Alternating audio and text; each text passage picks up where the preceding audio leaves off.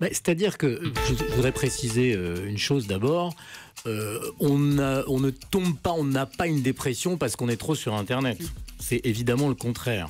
Il se trouve que pour moi, Internet, la trop grande connexion, l'hyperconnexion a été un des symptômes de la dépression. C'est-à-dire que ça fonctionne dans l'autre sens. De la même manière, je courais 7 km tous les jours depuis 7 ans, on ne va pas dire qu'il faut arrêter de courir.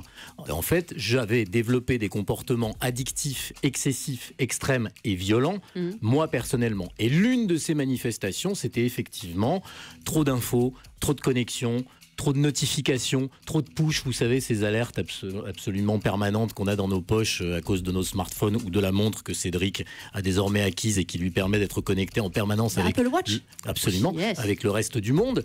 Et en fait, donc, voilà, il ne faut pas renverser le problème. Je ne crois pas, moi je ne suis pas médecin, je ne suis pas psychiatre et j'ai pas, c'est pas parce que je suis suivi par un psychiatre que j'ai les compétences suffisantes pour dire les choses pour les autres. Je sais simplement que moi ça ne m'allait plus. Bon, alors voilà. Vous allez nous dire à quel moment justement eh bien, vous avez senti qu'ils étaient aussi responsables, ces réseaux sociaux, de ce mal-être et de cette addiction que vous n'avez pas pu contrôler. Cédric Ingrand, vous qui portez donc au poignet cet Apple Watch, on vous sent hyper connecté en effet, vous le vivez bien?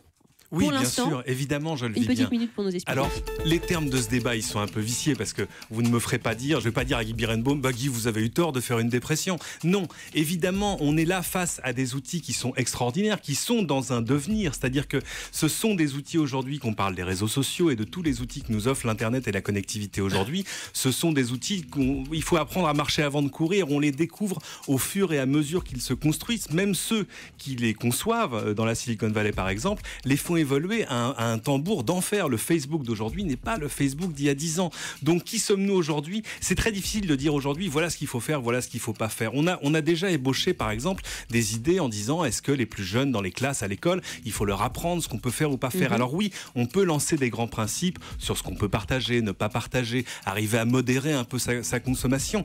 Mais c'est très dur aujourd'hui d'édicter des règles. Moi ce que je préfère penser c'est quand même que, comme disaient les communistes à la fin des années 70, le bilan de l'Internet et de cette globalement positif sera globalement positif et que les bénéfices qu'on en tire aujourd'hui sont largement supérieurs à évidemment, j'ai envie de dire, la face cachée de ce que les excès peuvent révéler.